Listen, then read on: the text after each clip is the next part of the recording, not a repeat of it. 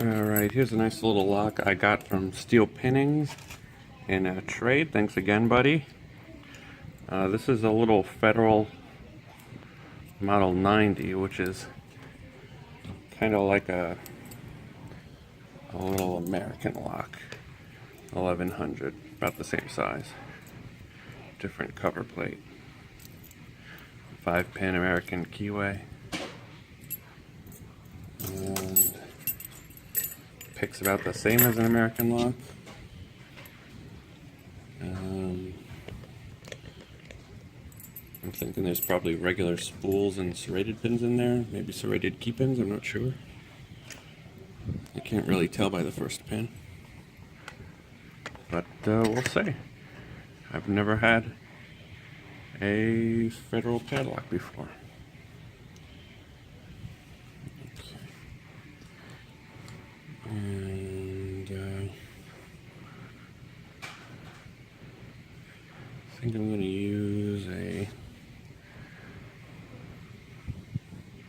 15,000th gem on top of the keyway tension.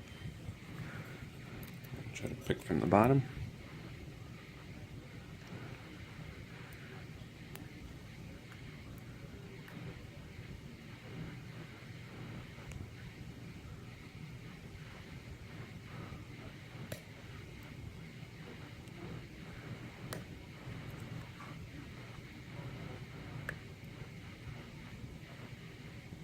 Okay, I'm getting pretty good feedback. And is it open? There we go. It's open. Got caught on something. So my prediction is that it's full of a combination of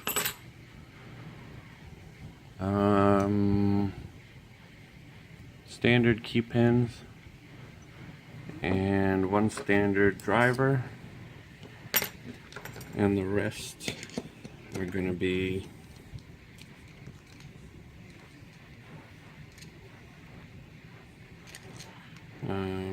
spools.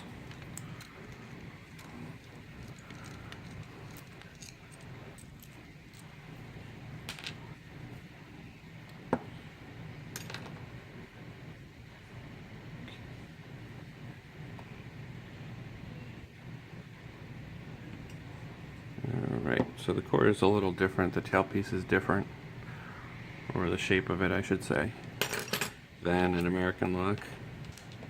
Looks like there was some type of thread lock in there.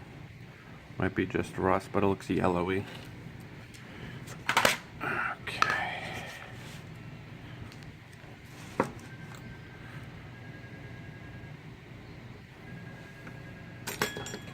Oh. Tweezers.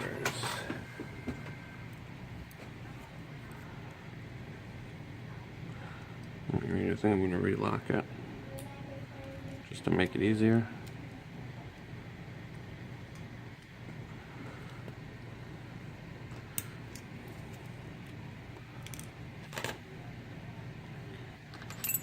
Here's the bedding on the key. Pretty decent.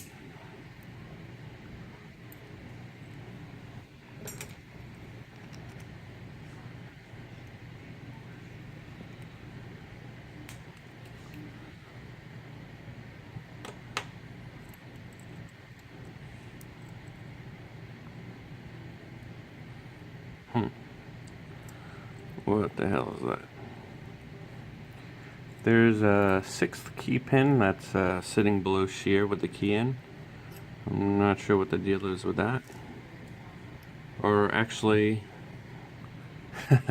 there's a spool in there, so not too sure what that's about. We'll see. I think it was put in there by accident. And number 1 is a steel pin. Looks like they're all serrated, so I was wrong about that.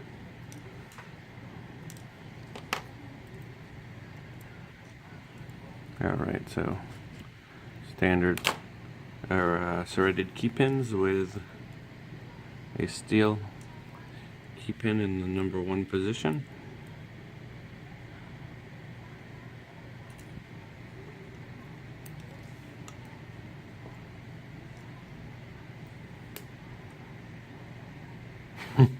Alright, so number 1 looks like some kind of homemade pin. I have to take a look at it. Number 2 is a spool, and so is 3. Number 4 is another spool.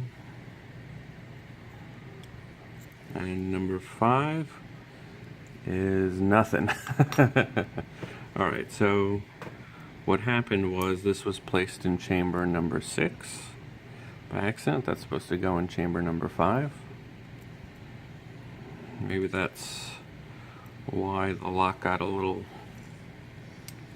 caught up when I was trying to get the core turned. And so this is probably the spring in chamber 5 got broke, and I'm missing a spring, I believe. And here in chamber 1 was some kind of tiny little weird looking thing. That doesn't look like it was made in a factory. But who knows? It's like little serrations. It's too small to really, for me to tell on the camera. I really have to. Yeah, it's just like a rough pen. All right. Very interesting. And then here in chamber 7, that was like a security ball bearing for a construction lock. That had nothing to do with this one. But I opened up a lock that had a couple of them dropped in the other day. So that was actually the first time I've seen that. Alright, so I gotta put another pin in here, or another spring in here, and I'm gonna replace this and maybe another one of the spools with 2 American style serrated pins. And also, I believe there's a way of, I guess you could take the shackle off without having to take out the entire core of the lock. Let's just see what that does.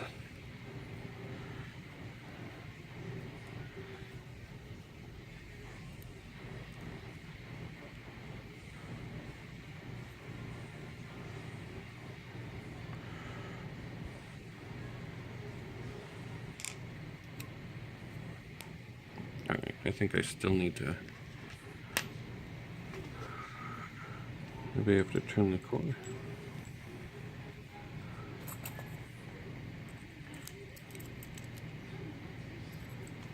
Alright, so you can take that out. And I think the ball bearing is going to fall out of this side. Or maybe not. That's pretty convenient though. A little different than the standard American. Alright, thanks again for the lock. Steel pinnings, I appreciate it. I do have your challenge lock, and I plan on getting that open. Actually, you sent me a challenge lock with a tag and another one that's pretty tough to open also. I'm thinking that's a challenge lock but unmarked, so appreciate that. Thanks for watching, and happy picking.